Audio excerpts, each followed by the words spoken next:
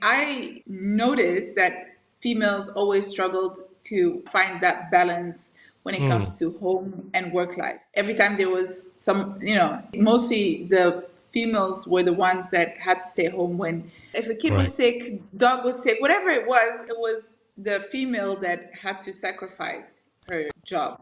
If you got value from this episode, you might consider sharing this content with a friend. But most importantly, be sure to take action on what you've learned. One way you can take the next step is to connect directly with Socket on an investor call. That link is waiting for you in the show notes below. Welcome back, my great to wealth listeners. Do I have a treat for you today? I'm going to be speaking with a person who I've started to think as a friend now, because every time I think about her, Kanessa Muluneh, it brings a smile to my face, not because of any other reason, but because of her story, right? She is, if I think about it, very inspiring story. I'll give a very quick glimpse of the story, and then we'll go to details as we always do. Story began as an Ethiopian refugee to being the first female American football league in Europe, and then started a sports brand and now have a very successful clothing line called Mulu for plus size retail clothing. And she's in Dubai right now. So, of course, she's a world traveler. I could say that the person who's living the theme of our show, which is migrate to wealth, has been redefining the term wealth on a consistent basis and then migrating into wealth on a consistent basis. And I don't think the migration journey has ended. Just migration has only begun. I feel by talking to Kanessa, you'll feel the energy and the passion there as well. Make some notes. Be ready to be inspired. If you're driving, I would say for this episode, you want to pause. Be in a place where you may get so inspired that you want to take an action, and you want to be in a place where we want to make sure that you're safe and comfortable. With that, Kanessa, welcome to the show. Thank you. That's a great introduction. Yeah, I usually don't introduce, but I couldn't stop introducing you, audience, before the show because they need to know who they're listening to at a very, very abstract level.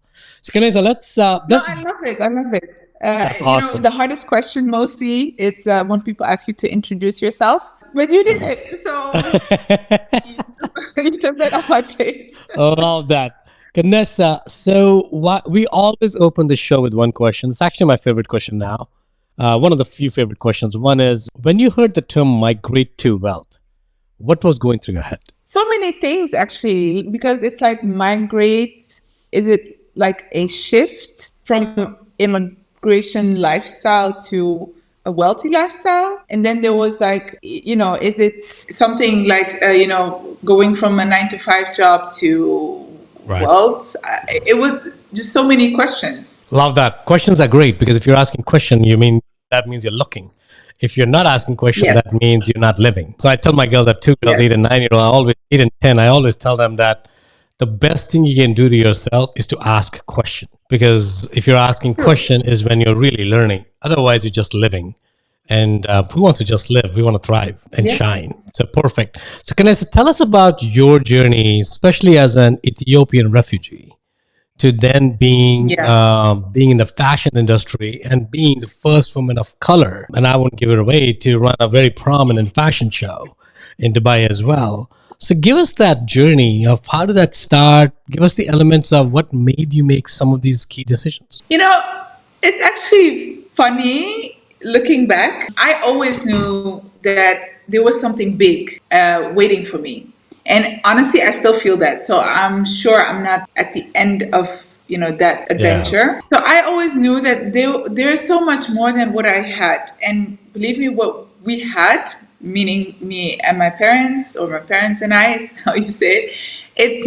It wasn't much. It's still not much. It's Right. more than we had, but I just feel that there is still more out there. I just believed in myself, and I just believe that it's actually interesting because for my parents, they dreamed when they fled the Right. country, their home, they just wanted me to have a good life, whatever that meant for them. And I assumed that meant just have a stable life where you don't Correct. have to worry about your safety, having food, having on the table, or having anything when it comes to the basics of life.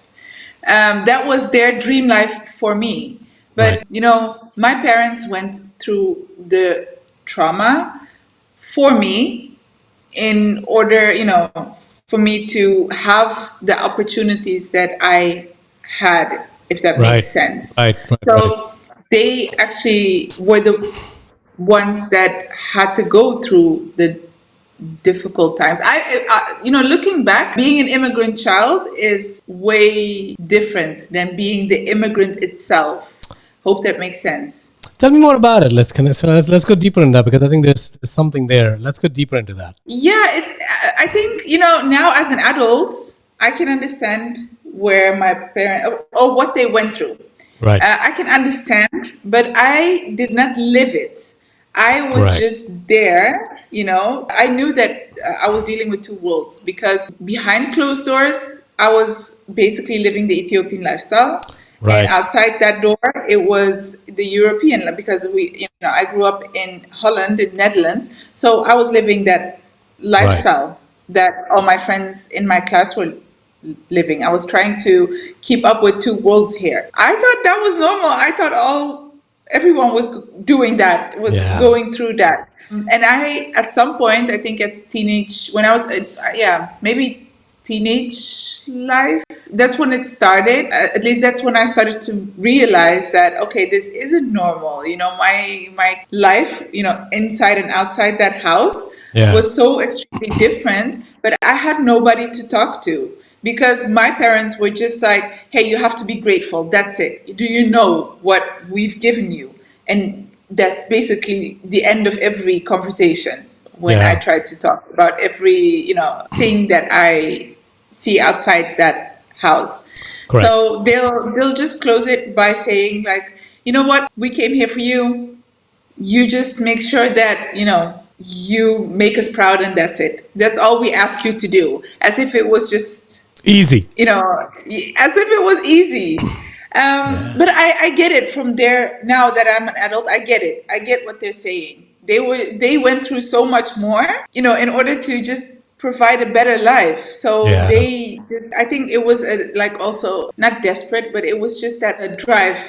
Like, we Yeah, went definitely. through all this. Definitely. My mom always told me, like, I wouldn't, if I had a choice, I would never go to Europe. My home is still in Ethiopia. And Oh, I think wow. my dad secretly thinks or feels the same, but he doesn't want to admit that.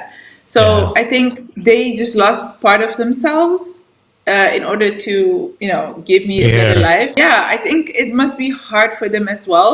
So whatever I was telling them, or I was, whatever complaint I had, it was peanuts compared to their mental suffering. That is so true, Kanessa, and I think immigrate when you're a immigrant refugee, I'm sure very different. I was just kind of put myself in their shoes. I came here with a job to the U.S. from India. I came with a job where I knew what I was going to do. Even then, it was hard to adjust in a Yeah. different culture, to adjust in a different, because all your mental model was you grew up in a country, in a culture for 20, 22 odd years. All of a sudden, that culture gets taken away from you in a flight, right? Yeah. 24 hours ago, it took me about 17, 18 hours to get to the US. 17 hours ago, I was a different person. I could behave a certain way. And now I have to completely shift that. I have no friends. I have no support system. I got to figure this entire world out. And I relate to that, because when I tell my girls, and I'm married to a second generation immigrant, right? So she probably went through all the challenges that you're talking about, because we talk about it often, how there's an identity crisis, right? For me, there's less of an identity crisis, because I think I am fortunate that I'm married to somebody who has gone through those pains. So she helps me with that transition. That's one part. And the second is that our starting points were very different than when her parents came from India, which was in 60s. Right, so their challenges settling in US were very different. So when we tell our girls that we need to take you back to some of these Indian villages, so you can see what life could have been if the grandfather and grandma didn't move, and we were in India, what life you would have been exposed to versus what life you have here. But I think when you're saying that, it's making they don't understand that world, right? Because they don't live that world. They've not. It's so concept is so abstract that be thankful for what you have and make us proud. I don't know what that means. I have no idea what that means as a child. Can you elaborate it more? And usually, at least a response that I know would have gotten from my parents is, "You'll figure it out." And they Yeah. don't know how to articulate. What was your when you were growing up? Did you know what "make us proud" mean? No, I didn't. I just understood at some point that it was also related to a certain title, or, it was, I think, the generation of our parents, everything is connected to what others think, what their friends or family. So it was not based on what they felt or what they thought. It was based on what, Somebody the else. community thought. Yeah. So I understood that at some point, and when I had to go, to university, actually from a young age they told me you need to become a doctor, and I really thought that was the only option I had, and I said, Is that a what pretty other common options thing are there? for is that a pretty common thing for Ethiopians to become doctors? Because it's very I common in the think Indian it's pretty community. common for any nation, let's say developing country, especially because it's still looked at this, it's a status thing. Prestige, yeah. I think especially doctors these days, they don't even, I wonder if they do it because they love the job. It's really like a status thing. It Yeah. became the status, Yeah. like having that doctor sign or Correct. name in front Correct. of your own name is just something like, I seriously, I went to medical school, and I think it was literally the highlight, and there it still is, to tell people like, oh, my daughter went to medical school, she's a Definitely. doctor. I think that's Definitely. it. Even though I'm not interested in become, still not, it's just not my thing. I'm not interested in that title. I'm not interested in that Correct. job. I'm not interested in Correct. any of that. Actually, I did it to make you proud, which I did, and that's it. That's the end of it. Did you go to the medical school all the way? Yes, Oh my God! yes. So you're not even just all the in. I skipped that part in the intro because I had no idea you were. So No, you're it's just, also so you have to imagine, like, I went to medical school, but I never finished because, specializing in as a doctor, you have to specialize. I just went to that school, got my bachelor's, and I was done. I got never it. specialized because I still You don't know didn't where want my to. degree is, because as soon as I got that degree, I was like handing it over to my parents. Here you are. Here you You can be go. proud of me now. I'm done. You can be proud of me. Now it's time to chase my own dreams. And that's how Right. it went. So what was that dream, Kanessa? Tell us more about it. So as you were going to the medical school, at some point, either before going into the medical school or after, you realized that this is not the life you want to live because you're living somebody else's life. No, it was not. Although I must admit that, it never hurts to go to a school. I'm not a big, at least in this economy, I'm not a big supporter of, just following the school structure. There's way more out Right. there than just, that. But I am grateful for the knowledge because I still use it in my daily life. Whenever my kids are sick, I know what's going Yeah, on, that's true. Right. And I also know when my husband is just overreacting. So that's really, really Well, I think handy. Kanessa, you don't need a medicine degree for that. All wives know when the husbands are I just want to overreacting. throw that one in there. In case Yeah, he I'm sure. listens. I'm sure he's listening to it at some point. He'll listen to. He's like, Yeah, what? that's why I'm. So, Kanessa, I'm pretty sure your husband is listening out somewhere. He's listening to this show, and if not, Yes, he he should is. listen to it. So just to in case you're listening, I know. Okay, that's all I'm saying. I know when you're overreacting. So, Which is most of the time. I just add to it. yes, yeah.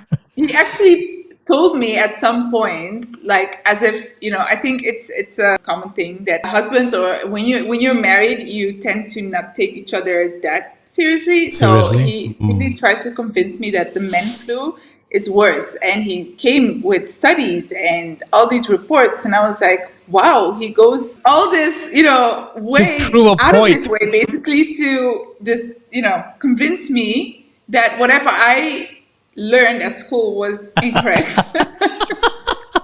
I love that. I love that. So, all right, Kanessa. So let's go back to your story here. So you were in medical school. Yes, you see the advantages of that, but that was not the career you wanted to build.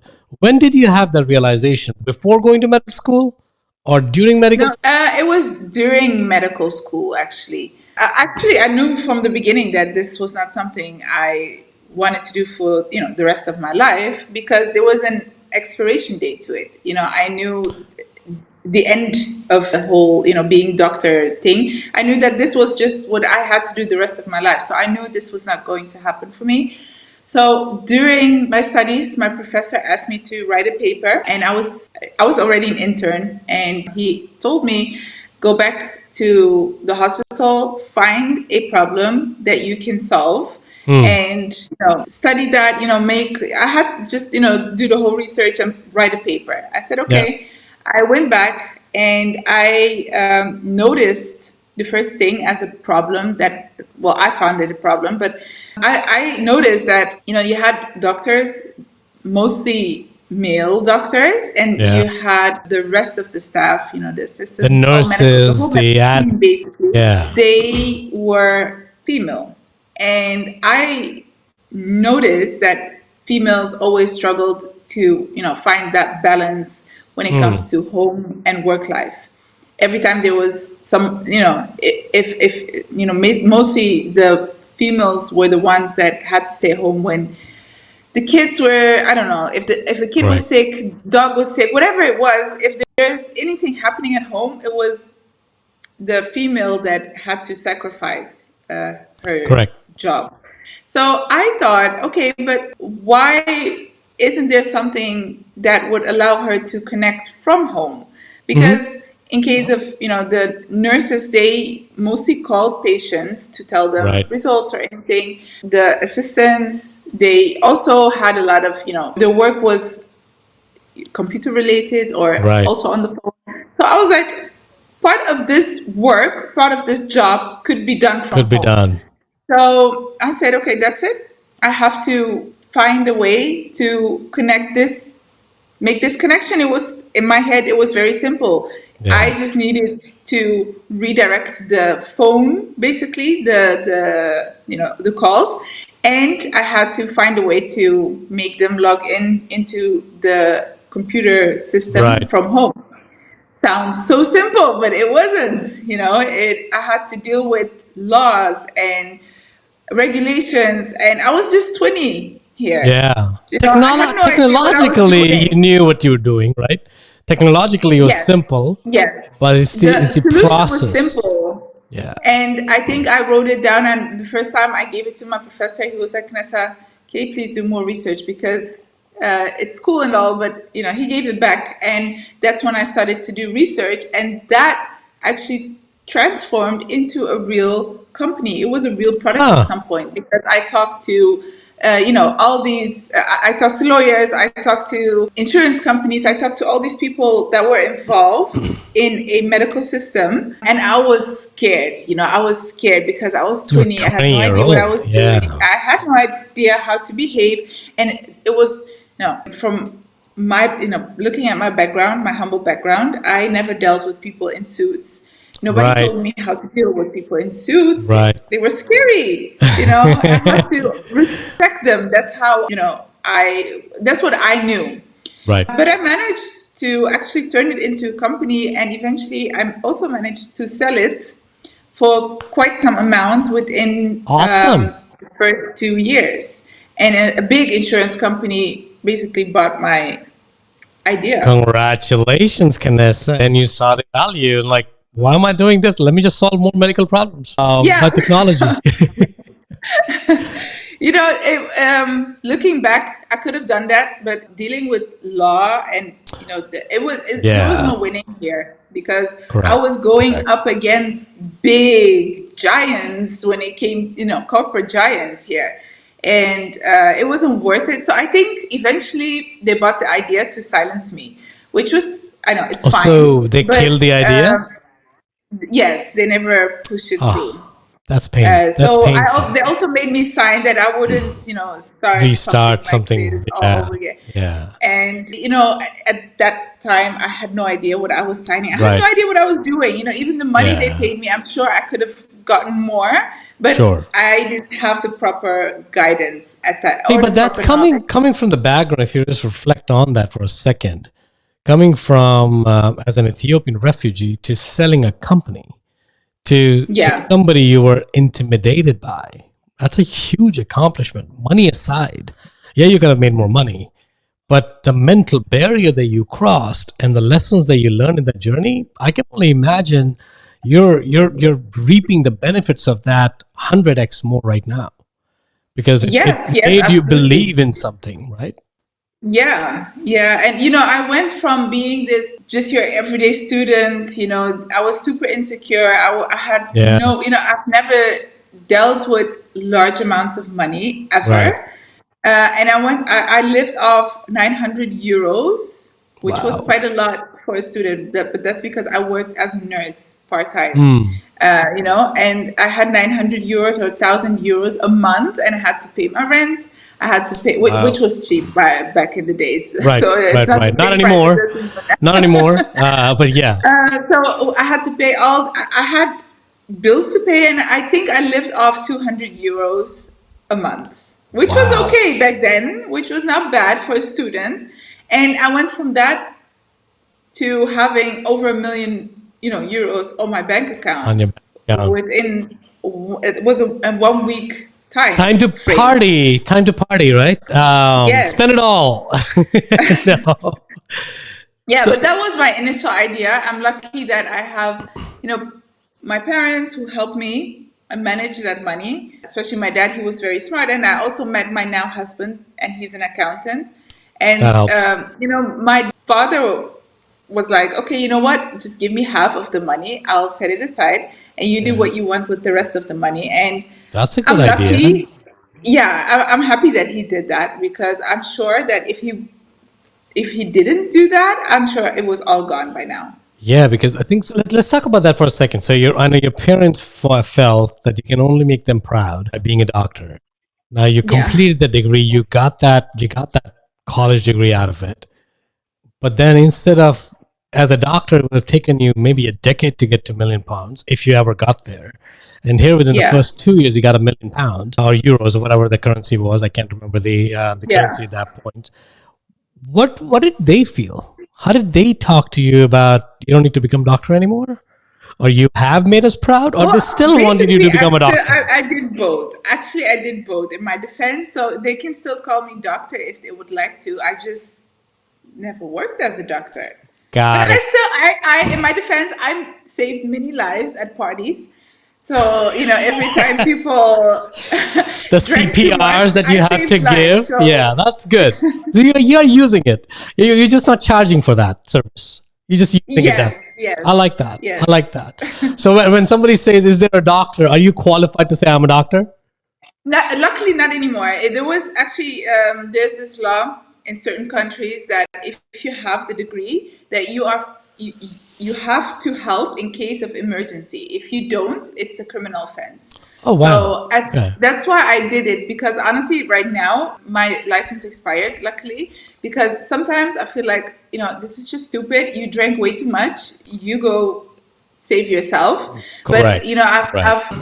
I grew up at some point. I moved to Amsterdam, and the party scene is The insane there, party and scene. Yeah. people know also about Amsterdam. The drug scene is quite heavy. So every time I went to parties, I saw people black out, like crazy Oh black out. wow. So and people did.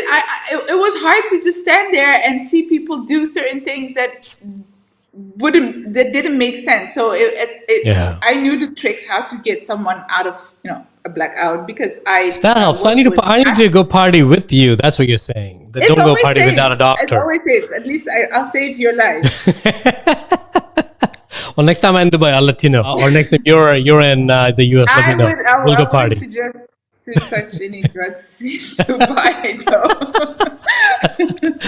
Awesome. Well, Kanessa, let's go back. Let's go to the forward journey from there. So you're rewarded for the effort you put in by the sale of your company. Yeah, things could have gone much differently, as in your money and everything else. You could have made more money and all. But what was the next step for you? Where did you go from there? I spent half of my money, and at some point, my dad, I bought cars. I thought I was it. Of A course. million euros is so. It was a It's a lot for me, lot of but it's money. A not a lot of lot in money. the real world. Yeah. So my dad just watched me spend it. Probably he was aching inside, Yeah. but he just let me spend it. And I bought a Porsche. And at some point, he's like, Kanessa, you cannot afford that Porsche because it's not a recurring income. You're not able to, pay Love for that. practice for it. At some point, you have to realize that you have to reinvest. Right. And he was right. I wasn't able to pay for the Porsche at some point, so I had to sell it. And it was kind of because I bought the Porsche to show everyone, like, Of see how course. cool I am, Yeah. because, from the environment that I came, it was a lot. But it was also an embarrassment to sell it. That's how I saw it back then. It's not how I look at it right now. So I sold it, still got, I think, more than half. And my dad was like, why don't you repeat the process? You find a problem. See if you can solve that Love that. problem or, fill that gap again. And that's what I did. I basically looked for gaps in the market constantly and started to, find the proper way to fill that gap. And one of the things was American football. At some point, I was so obsessed with American football. I wanted to play and become the best American football player all of a Yeah. sudden. And there was no female team in the Netherlands or in Europe, actually. And I found out that there was a male team in Amsterdam. So I contacted their head coach. I said, I want to do this. What What's a are my male? options? It's a male team. Male team, so Okay. men Men playing team. Got American it. football. So that was already there, established and all. So I said, what are my options? I asked the head coach, and he's like, well, you can play with us. I was like, no, that's not going to happen. Okay. How can I play as a girl? And he said, well, you can go to the US or you can find some girls, other girls who are just as interested as you are, and I'll teach you the game, and that's it. You can Wow. take it off your Okay. bucket list. So the video that convinced me, I was totally hooked. That video I posted on Facebook and I asked, are there any girls that would want to try this with me? And that video went viral and I got so many girls, showing same interests. So we hosted our first tryout in Amsterdam, but I also got a lot of requests from Rotterdam, which is the second biggest city. Yeah. And in that same year, we established a team. Well, I established a team in Amsterdam and Rotterdam. We played, and I thought that was it. Wow. That was it. I was like, okay, we did it. Thank you. Right. Bye. And I was ready to move on with my life. But then people were like, you put in all this work. We are here now. You cannot just stop. And I think in the 3-4 years after that, I built 7 more teams. It turned into a whole league. Wow. So 7 teams in the Netherlands is quite big. That because the is country quite so big, and the small. country is very small. Yeah, you're right. Yeah. And, we were ready. We were actually already international. We playing international against, other countries, like Yeah. international teams. And we were ready to expand internationally. But then COVID happened. And that was the moment when I decided, okay, this is enough. I am a founder, not a CEO. And when the company turned too political, when you have Right. to deal with all layers of,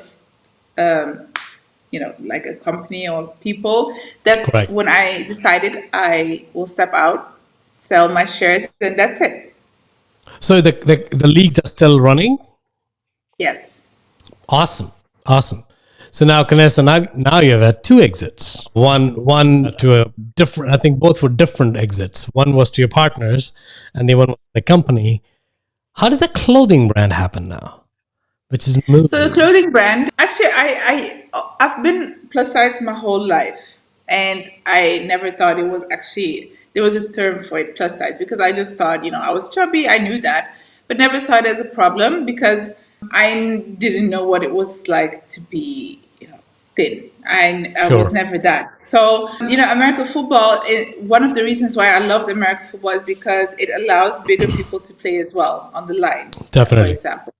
So I noticed girls who were playing line women were just so like they had a hard time finding clothes. And me as a plus size, I was also powerlifting. I loved strength. Obviously, that's why I also love football. American football. So I was just struggling to find proper gym wear. And at some point, I got pregnant. I was pregnant with my first baby, and I was gaining weight. And before the pregnancy, I was already an extra large. And that was literally the biggest size that you can get in the stores back then in Right. Europe. And I was like, okay, that's it. I was gaining weight during my pregnancy. I said, my clothes don't fit me anymore. And I have nothing. I'm not going in my husband's sweatpants. And, Yeah. so that's basically how, during maternity leave, how I came with the idea like, okay, maybe I Wow. can create clothes for myself so I can go back to the gym. And that's what I did. I made clothes for myself. That's it. It was not for retail or anything. But then other plus size women started to notice and they were like, what is this? How did you get this? And, Wow. how can we get your product? And Right. yeah, it's how it started. And now we're That's selling in over crazy. 10 countries. That is crazy story, Kanessa. That is crazy because I think it's embracing your body is very important. And I've been overweight my entire life as well. I don't know what it means to be thin either. So not that I have a problem with that. I'm very comfortable with that. There's no issues in that. Now, I think that's a problem that's, at least in the US, it's less because I think here we go to triple XL, not just Yes. double XL, maybe quadruple XL, because I think there's just that body type is available here. But in Europe, you're right. I think clothes are much more trimmer, right? And the Yes. sizes Yeah. are, They at least at that adopted to point. the plus size industry. Oh, they are? Okay. But it's not like the US. So now tell us about that brand a little bit more. How did you expand from building it for yourself to 10 countries? That's insane. Yeah, it was, I just tapped into a market that it's high demand. I still, hope one day that other brands will, you know, tap into this market because, there are big people out there who They need are clothes. And it's not definitely. like they Some by don't have. choice and some by, because that's a condition they have, right? Yeah, but it's just like the retail industry sometimes treats them as if they don't have money or they don't have Right. buying power or I don't know what it is, but they're always left out while majority of we're slowly heading to 50% of the population, world population being overweight. So it's not a small group or it's not a minority anymore. Right. So I think I just tapped into the right market, and but now I'm slowly shifting also to because the manufacturing company that manufactures my clothes, I bought it during COVID because they My were God, look suffering. at you. I love your story. It keeps getting better. When I'm think you're done with the surprise, you surprised me. I just bought the manufacturing company. Love it. Yeah, I bought them because it was COVID time, and Yeah. they said it's true what they say when I don't know. There's a saying When if one door one is closes, the other suffering, door. then yes. Yeah, I think And I just what do they saw the say? At least in the opportunity. US, they say one man's trash is the other person's treasure, Yes, it right? was my Which is treasure. basically Yes. that they couldn't hang on to it, and you were able to Yeah. help them as well. It's not just you were opportunistic; you're able to help them because they at least cashed Yeah. out some. Yeah, but in terms of business, that saying is how it works. It would be True. crazy to just wait for a moment where everything is the price is at the highest and Right. buying it doesn't make sense. So Yeah. you wait for this moment. You wait for a crash or if you wait for a moment where you can step in and in a way, take advantage it's negative, but basically it is Yeah. you take advantage of that opportunity. Correct. And it's not your So fault they couldn't sustain the business. It's just a matter of it's not like you forced them into there. That's how yeah, they got into it. yeah. Yeah. So basically, I bought a manufacturing company, and now slowly we are rolling more into or leaning more towards, manufacturing for other brands. Exactly for the reason that I just told you. Wow. Like there's a big gap, and I cannot fill that gap by myself. So I thought, I might as well help others create their own brands and labels and manufacture for them. And Any of the brands you will know or you're able to share their names? well, it's this process. I just started it like 2 months ago. So Got it. I have a couple. Like I started. So we have white labeling. In the US, there are a couple boutiques. So it's not like Got major it. brands, but Got it. boutiques that sell our That's awesome. Well, it's not my clothes. It's just the basic leggings, they put their own logo on it and they sell Yeah, it. yeah, yeah, yeah, yeah. But now we started really like manufacturing. When you have a design, we can make that design for you. But I also offer the mentorship part where I teach them from A to Z how they can establish Love their own that. Love brand, that. and we manufacture for them as well. And Kanessa, is that offering that you have for mentorship, is that for people that are the brands that you're working with, or that mentorship is available outside of just the clothing line? Let's say if I were to come to you tomorrow, is that mentorship open to that as well? Yeah, it's for anyone. It's for Love anyone, that. and that's exactly what I'm doing right now. For me, I got everything I wanted. I am 33. I am a mom. I have an amazing life, marriage. Everything is going so well, and at some point, it's not guilt, but it's a feeling that this luck is not just meant for me alone. So Yeah. slowly I'm trying to transition into sharing that luck with others, because it's not rocket science, but it is if you don't know your way into, Right. that field. So I'm trying to just help people navigate in that Yeah. world and hope that others succeed, because how much more can I ask? How much more can you know, I don't think it's fair for me to just keep on wanting more and more without Right. involving others, Right. or sharing my luck at least. No, definitely. Definitely. As Kanessa is a personal question, so feel free to answer, to say you're not willing to answer. But is your husband also involved in your business right now? No, he's not necessarily involved. Although I get free advice from an accountant. Love that. I mean, that's the least he can do and not Yeah. charge. That he would True. never charge. Especially with all the overreactions that you have to put up with. Yes, Yeah. yes. So, but I do. My husband is Dutch. He's Caucasian, and I'm very honest when it comes to that. They are just privileged, and they have certain privileges that I never had, or I was never aware Let's that they talk. were so privileged. I'm glad you brought that up. I'm really glad you brought that up, because sensitive topic. But since you brought it up, let's go. If you have time and you're willing to go there, Yeah, I would love sure. to go a little bit deeper on that, because I don't think, especially as a Caucasian male or female, doesn't matter, there are certain privileges that come inherent. Right? Doesn't mean it's good or bad. It's really what you do with them. It's going to make it good or bad. Privileges are good. I would love to have privilege. Doesn't Just Yeah. because somebody else's doesn't mean I'm going to complain about it. But you have to know, as a non-Caucasian in certain environments, you're going to have to knock on 20 doors, while that Caucasian woman or man or would only have to knock on one door, right? So how does Yeah. that if you can go deeper on that, I would love to go there, because that's a very important topic as people are It's looking at their it's just own.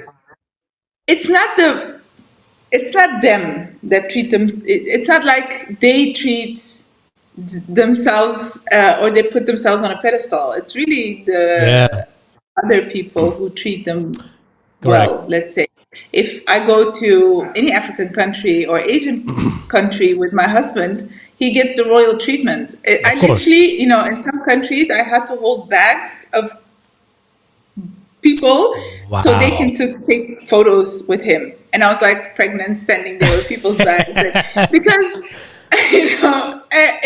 he was just, I don't know what it is, but it's just, he is seen as a much bigger presence, or he must have more power, and Yeah. my husband is politician, so he knows how to talk. Mm, He knows how to, and it's not just because he's politician. He's also Dutch, and in their culture, they are taught to be, their parents teach them to vocalize, or to be vocal about their feelings, about their opinions. mm. So he can shut down any conversation by Wow. verbalizing his thoughts. So he doesn't scream, he doesn't get mad, at least he won't see it. He doesn't fight, he doesn't do any of that. He's verbally powerful. And Mm, that's what makes people think that he's very strong. They will never be able to go up against him right. verbally, because he can literally murder you in a conversation, In a nice because way. he's trained to do that. Right. So, and honestly, even me, when I get angry, I cannot control my emotions. Nobody taught me to control my emotions. And Yeah. guess who will lose in a situation when you express your anger, or basically, you know what they say, Definitely. right? When somebody is angry, you win, or if Correct. you're the one Correct. No, that I is angry, agree. I you agree with lose the that. fight, basically. So, Kanessa, that's actually a very interesting point. So, let's go deeper into that. So, there's two things, right? I mean, we can talk about two different attributes here. One is the way he communicates, and we'll talk about your husband because that's a good sample right now. It doesn't mean he's the only sample. Sides that we can talk about is what's your husband's name? His name is Remco. Remco. Remco. Remco. Hey, Remco, if you're listening to it, cheers. Sorry, we're talking about you. Hi. Nothing against you. I'm sure you're a lovely guy, but we're going to use you as our sample today. So if Ramco has two different attributes, one is that he's a Caucasian male, right? And the other is he has a way to communicate, right? Do you think people are respecting him more because he has a different way of talking that maybe you or I don't have? Or is he getting Well, more notoriety because he is a Caucasian male? he is confident with his skill. Mm, He has skills. So the verbal thing. It's just something that he's good at. So I think anybody who's verbally strong can come off quite, right. I don't know, not aggressive, but just I think it makes us think twice before we answer them, because they attack back.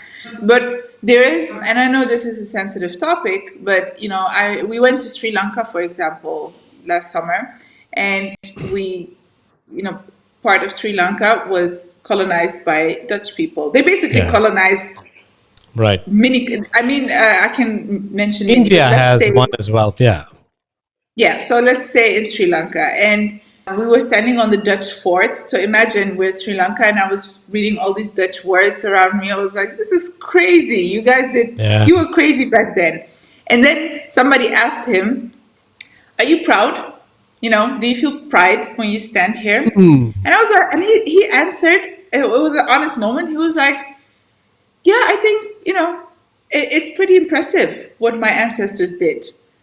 And I was like, oh, wait a minute. So that's how you wow. really think, So there is a sense of pride, Pride. you know, in that whole, and not pride of, what they did to the people, but there is a sense of, that powerfulness. They feel Right. powerful for being able to conquer all To conquer this. the country. Yeah. Yeah, so it's actually a visual representation for them of power.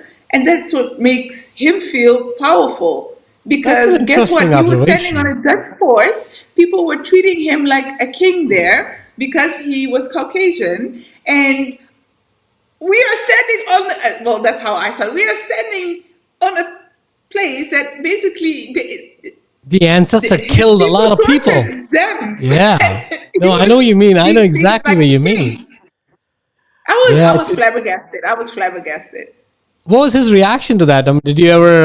They don't care. In all honesty, they don't care. They don't. It's this is the reality. That's when I woke up and realized, like, okay, wait a minute. So they are actually, of course, they are sorry for what happened. They're Of not course. proud of the pain that it has caused, but they conquered something. And Yeah. I think they somewhere they're not able to verbalize that out loud, but there is a sense of pride, Yeah. and that's where you know that's where I think it's that pride is translates to confidence in a way. It So does. It everywhere does. they go, they're like, "Hey, it's us," It's kind of Uh, so interesting, Kanessa, because I think it brings me back to a conversation we were having just recently, even on this podcast. Is really, I think if you're first the company that you started in a medical school,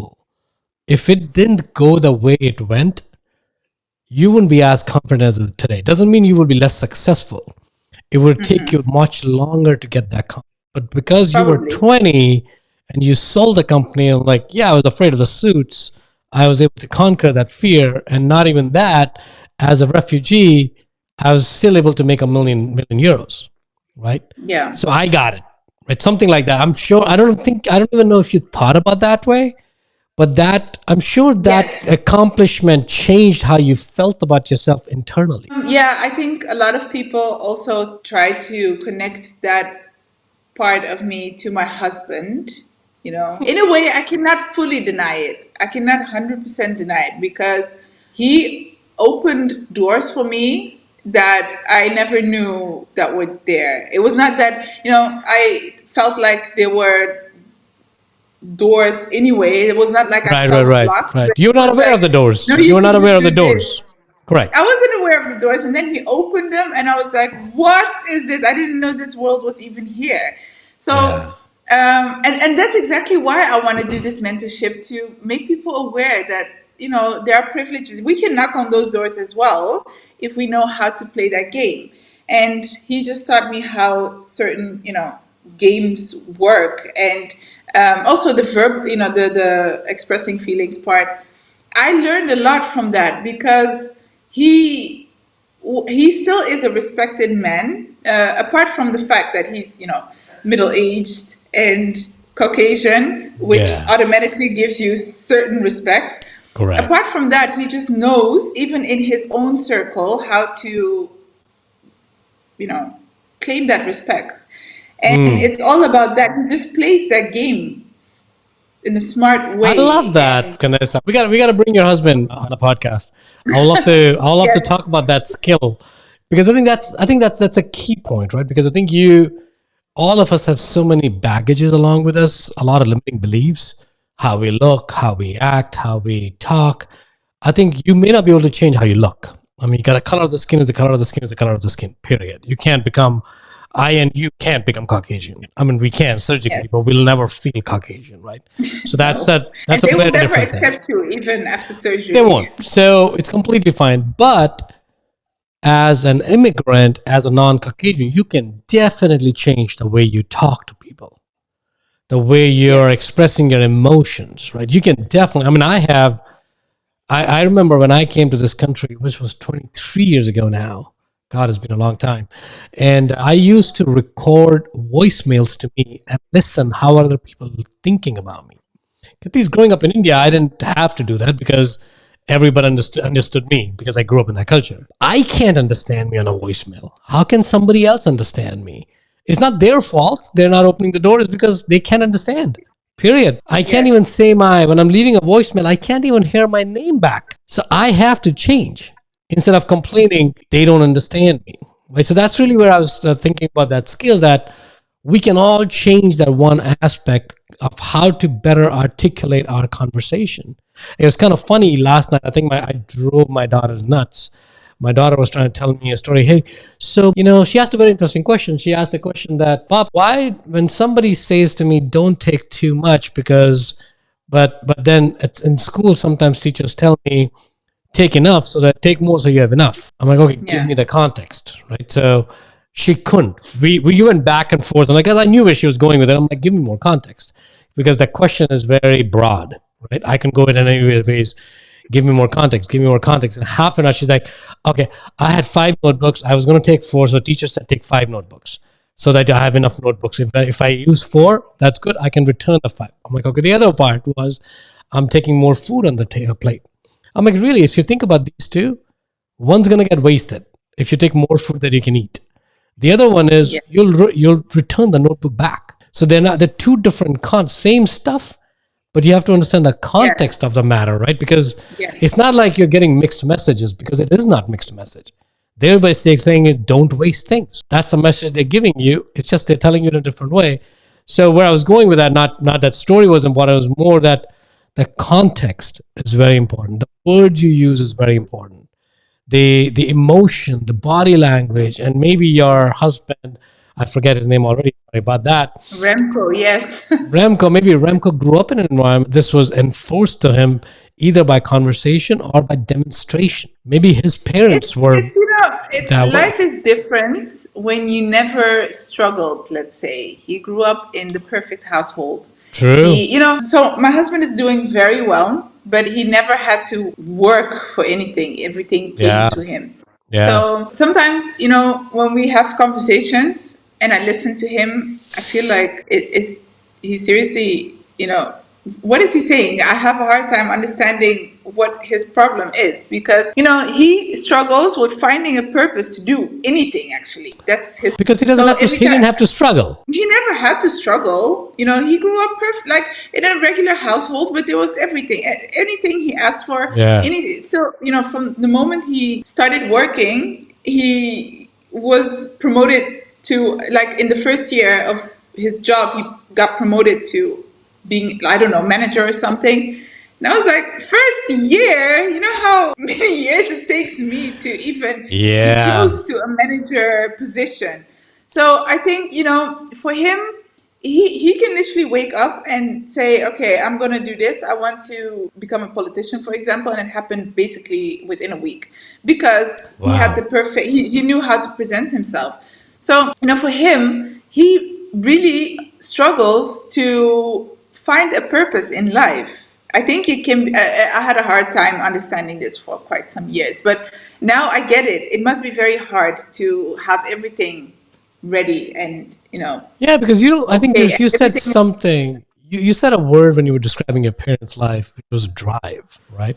Yeah. That drive is no longer there because he knows by itself that if anything I No, touch you will don't turn need into it. You gold. don't need that drive. Maybe You if you don't. have to, let's say, fight for a certain position, if he wants to become a president, let's say, of the United States, he might need to work harder.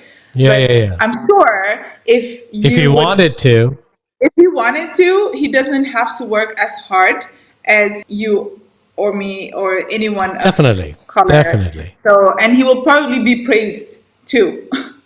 So, and he Yeah. knows that. He knows his privilege. He knows. And I That's think that good. can be That's boring. good. That's actually very good that he's aware of it and he's comfortable with it because I think some people will feel very uncomfortable with that privilege.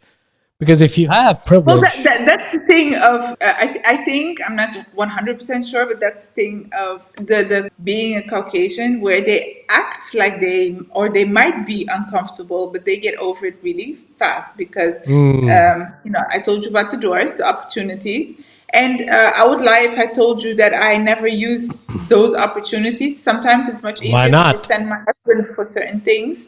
You go Yeah. do it because I know they will not question him. And me coming in with an afro and afro hair, different hair, Yeah. and I know how. I also know what people assume when they see me with him. It's not me that makes the money, of course not. It's him. Of He is the course. successful one. So yeah, it's. I use his privilege. He uses mine as well. I have privileges too in certain parts of Yeah. the world.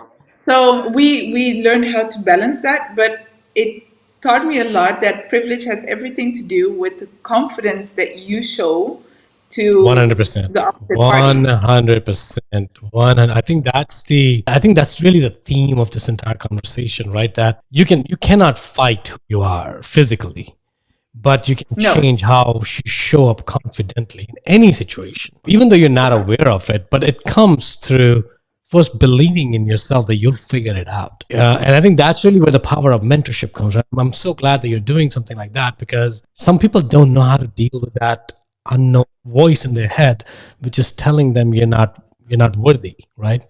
And if you don't Yeah, feel but it's you're also, worthy, I think if there's something that annoys me the most from the colored community or let's say the non-European community is the fact that they constantly seek for their acceptance and approval, yeah. the Europeans are not there to accept you. They don't care. Why should they? Why should Why they? should they? You know, Correct, it correct, they and actually, let's be honest, they are interested in other cultures as well, correct. but they're not. People are not original. They just are there every time they see a group of Caucasian men. They want to be accepted by them. Well, 100%. the Caucasian men are there to learn something new as well. They want to see the original you. If you're there Yeah, dressed in Indian attire, being your authentic self and be like, hey, look at me being cool. Do you know where I come from? My grand ancestors went through this and this. They're so, and look at me now today. They would respect that instantly.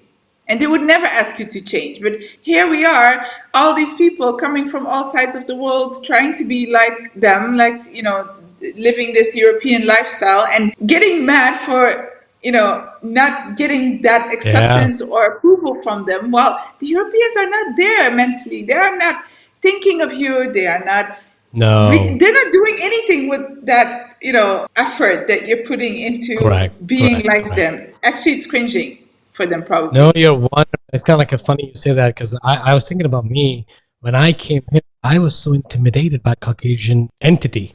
Yes. As a man or woman, doesn't matter who they are. I'm like, oh no, I can't talk to them. They're so. It's like I had an inferiority complex, right? But now I'm coaching them for businesses. I'm coaching them for Yeah. investments. I'm like, it's fine. It's no big deal. They're good friends of mine. We hang out, we drink beer, we go out, and it's perfectly fun. They're just normal human beings. The only difference Of course. was Of I wasn't course. confident that I belonged. But when that Yes. changed, they changed, or they actually stayed the same. My relationship with them changed because they Yeah. became more to the point. Before I wasn't bringing anything of value to them. Now I'm bringing a completely different person that they're not. They don't even know how to behave around me sometimes. Like, how do you eat a bread, Saket, in India? I'm like, you take this and take that. Oh, I'm eating like a Yeah. pizza. I'm like, they're interested, they're intrigued, so they're learning. But you have to be comfortable in your own skin to do that. And Yeah, as and that, that's the difference. They don't seek your acceptance. They're not they do seeking your not. acceptance. They just learn from you. Correct. Maybe they learn from what you do if they're interested, but they're not there to seek No. any acceptance, and that's Correct. what makes them so powerful. And Yeah. here we are, scared of them, intimidated and everything, trying to be like them, and Correct. it's just what do you imagine if I would do this to you, Indian? Like I come as an Ethiopian, dressed in Indian attire, being like, copying your accent, copying your lifestyle. You'd be like, what is this girl doing? Yeah. Yeah. No, you're So 100%. 100%. it's all about you showing who you are. Just stay there, stay where you are, stay who you are. Correct. Nothing's going to change. Doesn't matter how much you change physically. Yeah. It's not going to get you to where you think you're going. Correct. Well, Kanessa, I think we may have to record another episode just on that topic because there's so Yes. much in it, so much in it. And maybe we'll bring one Caucasian person to give their opinion, either your husband or our common friend now, Brooke. Maybe we'll bring them in there so we can have a panel round to hear their perspective as well, because we could be an echo chamber here, right? We're just hearing our own perspectives. So maybe we'll do a conversation around that so we can hear their views of how they feel about what we're saying. I think That's if you listen carefully, and that's what I did. I mean, I've spent you're 10 married years to him, with my yeah. husband. I had no other option than to listen. So if you listen, it really makes sense because this society silenced them. Doesn't mean they don't think or feel anything Correct. about the past. It's only the victim side that we're hearing. But they have a story as well. They just don't Definitely. tell you, and don't think that when you silence, even if they would be racist, because that's how they're being portrayed if they speak their mind. Even if they are, let them be, because you want to know. Believe me, if somebody hates you, you want to You know. want to know. Don't silence them. No. Yeah, no, you're right. You want to 100%. protect yourself. In order to protect yourself, you need to let that other person speak. Just because it hurts your feelings doesn't mean you have to silence them. Kanessa, on that powerful note, we're going to shift our show towards the end of our section here. I do want to ask one question. So if you go back to let's ask a question differently. There's a 20-year-old Kanessa listening to this show. What's one advice you're going to give to that person who is confused, who is looking for identity, who has a similar background, let's say an immigrant background, we won't label a country, and try to fit in? What's one message and one insight, one message of... The only thing that is holding you back is fear. And fear comes in many ways, by the way. Insecurity, doubt, whatever it is that you're feeling, it's holding you. So your brain tells you you want that, but then your feelings all of a sudden protect you, which is a normal thing, but it's a protection mechanism that we have.